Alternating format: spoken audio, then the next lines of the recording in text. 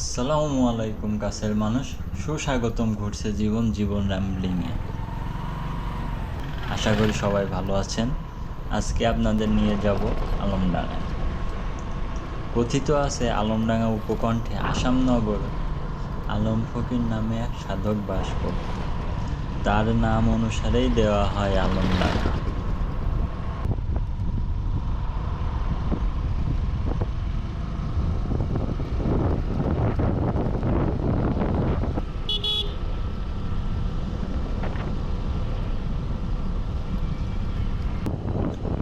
এখন আমি আছি দর্শনায়।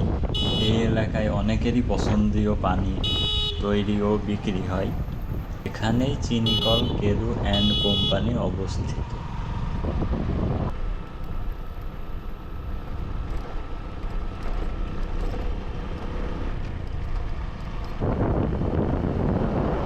চুয়াডাঙ্গা অ্যান্ড ফুড পার্ক, আপনারা এখানে আসতে পারেন।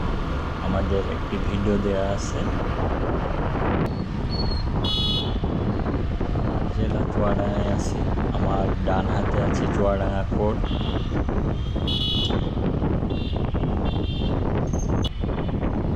এখন সকাল 7টা, তাই ভিড় অনেক কম। বাঁ দিক থেকে আপনি মেহেরপুর জেলায় যেতে পারবেন। আপনারা এখন দেখতে পাচ্ছেন first capital university of Bangladesh. এটা আমাদের জেলা চুয়াডাঙ্গাতেই অবস্থিত।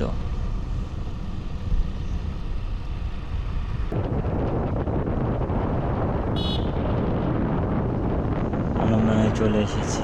আপনাদের বলা হয়নি আলমডাঙ্গায় আমার নানার বাসা, তাই বাইক রেখে ভ্যান ভ্রমণ শুরু করলাম।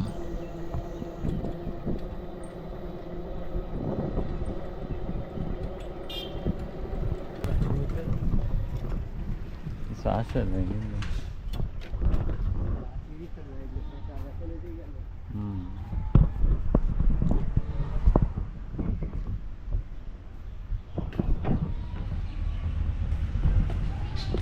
কি মোবাইল আছে রেখে দেন।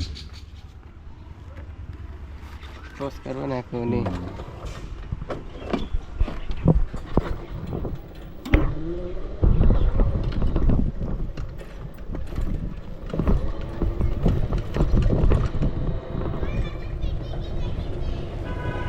আপনি ছাড়া আর কেউ দেখলো না।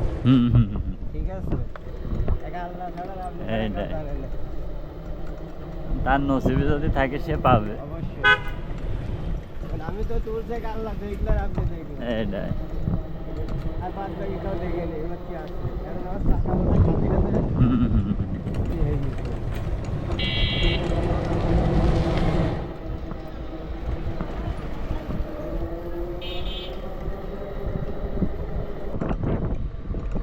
সর্বপ্রথম দেখাবো আলমডাঙ্গার এলাকার সব থেকে জনপ্রিয় স্থান বধ্যভূমি।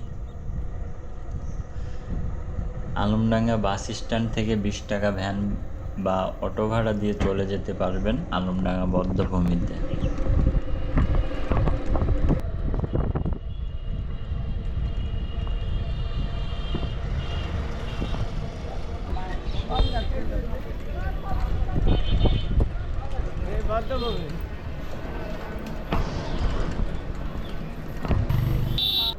চলে আসলাম বধ্যভূমিতে। সকাল 9টা থেকে 1টা এবং বিকেল 4টা থেকে সন্ধ্যা পর্যন্ত গেট খোলা থাকে। আলমডাঙ্গার এই বধ্যভূমি মূলত 1971 সালের পাক বাহিনীর নৃশংস গণহত্যার নিদর্শন হিসাবে পরিচিত। মুক্তিযুদ্ধের সময় বাঙালিদের নির্মমভাবে হত্যা করে এই বধ্যভূমিতে পুঁতে রাখা হতো। দেশ স্বাধীন হবার পর এই বধ্যভূমিতে শত শত মানুষের মাথার খুলি ও হাড় পাওয়া যায়।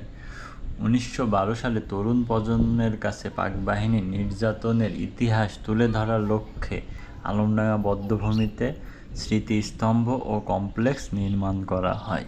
আলমডাঙ্গা বধ্যভূমির দেয়াল রাজশাহী বিশ্ববিদ্যালয়ের চারুকলা ছাত্রছাত্রী দ্বারা নকশাকৃত। বধ্যভূমির ভিতরে শহীদের ভাস্কর্য ও মিউজিয়ামে 1957 সাল থেকে 1971 সাল পর্যন্ত মুক্তিযুদ্ধের পর্যায়ক্রমিক ইতিহাস সচিত্র ছবি স্থান পেয়েছে। প্রতিদিন দূর দূরান্ত থেকে অসংখ্য দর্শনার্থী মুক্তিযোদ্ধার স্মৃতি বিজড়িত এই স্থানে শ্রদ্ধা জানাতে আসেন। হরেক রকম ফুল ও ফুলের বাগান আছে যেটা আপনাকে মুগ্ধ করে তুলবে। বধ্যভূমির সামনে খুবই সুন্দর একটি বসার স্থান আছে। এখানে বসে নদীর হাওয়ার সাথে প্রকৃতির দৃশ্য যা আপনার মনকে সতেজ করে তুলবে। একা একা বসে মনে মনে গুনগুন সুরে গান গাইছিলাম। আপনারা বধ্যভূমিতে অবশ্যই আসবেন। ধন্যবাদ ভিডিওটি দেখার জন্য।